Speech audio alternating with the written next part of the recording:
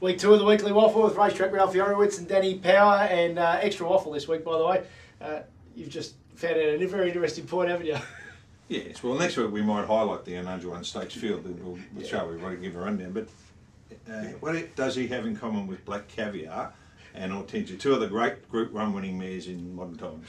Only horse to have, with those two, to be racing their own race. The only one. Racing his own race. So it just occurred to me he was fourth emergency in the Ununjuan. He didn't even get it his own race. Now what's happening? A spot. Oh, I'm missing something here. There's a disconnect. You're the voice of reason. Well, you would be if Jared didn't get it. ATC 60 million in the red. Yeah. Job cuts. They've announced there's drops in wagering and all that. Yet last year it was party favourite times. Shangri-La, the sport had Schwabby never been better placed because it won a court case, and that was going to fix racing forever and a day because they won a court case. They were fine. Caviar and oysters all round. I'm seeing a disconnect here. Yeah, I think it just goes to show you the precarious place that Sydney's carnival is. Yes. You know, only 2 meetings drew square, and one of them had Black Caviar in, and it was Derby Day. Yes. The others were disasters.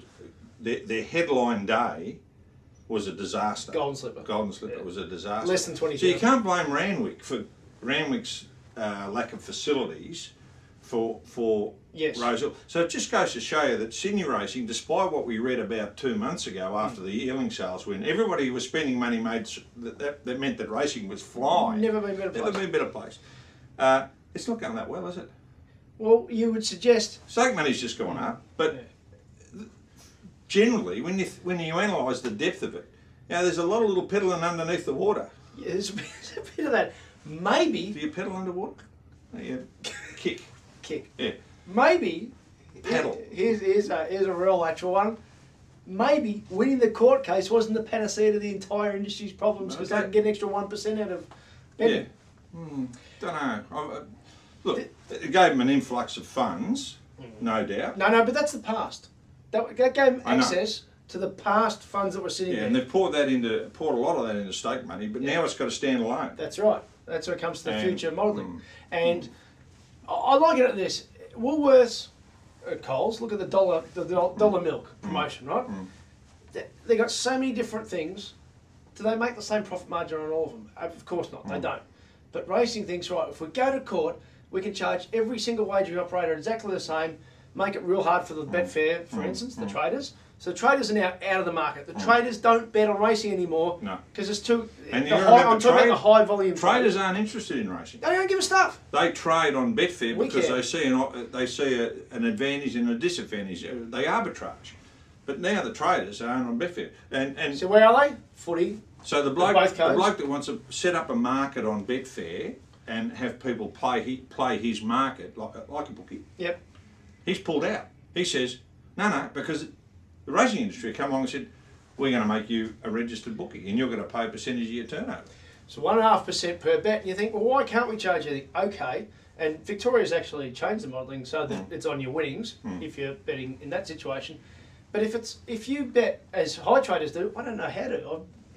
Good on people. It's a lot of work, and you've got to be a bit of mathematician. It's a specialist. It's one's an investor, I'm an analyst, all this type of things. But they might have 8 bets on one horse in one race, arbitraging back and forth, which you can do if it's on your overall situation. But if it's 1.5% per bet, people don't get this, and that's what frightens me, that the people making these decisions aren't understanding their own market. People at Woolworths and Coles understand their retail market. And you've got to remember that some of these traders that come in and play Betfair, they lay off in other areas too. They're playing in other areas, so they're going into the TOB where the industry is getting. So they're adding more turnover because of the nature of their beast. You tell them, sorry, no, we're going to fine you for being clever and playing the game. They'll just get out. They're taking. And guess where they go? Sport betting. Well, at the moment they've got footy. You reckon they'll be betting like men with no arms and legs in on the footy state of origin this week? Tennis, millions. French Open. They'll be betting like mad possessed. And if you think we're making this up, if you're watching this before the state of origin starts, It's the old two screen thing. If you're watching the State of Origin, have the Betfair screen in front of you and have a look at how many millions of dollars literally is traded on the game. Yeah. That's what racing's competing against. That's what I'm saying, that racing's maybe should treat Betfair like the $1 milk promotion at the Coles and Woolworths and say, all right, we're not going to make as much out of that, but that's going to bring liquidity into the pool. But they spent 3 years telling us that Betfair was the evil, that it was going to kill, it was going to cause integrity in racing to drop away. Because it's going well, isn't it? Like, it was just nonsense. Yeah. And again, it comes from not understanding the product nor the dynamics. No. And, you know, you see trainers tweeting, "Oh, good on you, Peter Volandis." Oh, well, okay. And also, hang on, prize money's not right going up. That's nonsense that was peddled, that you can back a horse to lose. You can't. Somebody bets a horse to win. That's right, it's the other side of the market. The other side of the market. Someone offers you a price. You don't back a horse to lose. Which, you lay a horse by offering a price that somebody else will back to win. Which, if nobody takes that price, then there's no transaction. And to use the sport analogy, if you back New South Wales to win, you are backing Queensland to lose. Exactly. So the other side of your bet. So you back. So by backing, so it exists anyway. Anyway, what else is on our list? No, just we've seen Royal Haunt and Crystal Webb are going to Hong Kong. Philippi's gone. Going to Hong Kong. And there's a Uruquez, another Sydney horse that's gone. So the good thing is, if you're not getting on the job as a stallion, you at least got other options to leave the country. Well, there's been 4 sons of Host. Now, I don't want to get into make this a breeding, but he's a stallion that's doing a pretty good job at Swettenham Stud. He's had 1 big first crop. 4 of those are gone to Hong Kong. These best 4.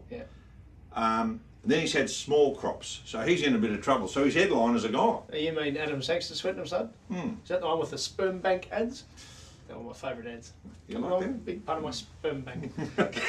If you got that accent, that just tops it off. No. So again, it's going to come down to finance. The only way we can retain these horses, be it away from the breeding barn or of Asia, is to raise prize money at the elite level.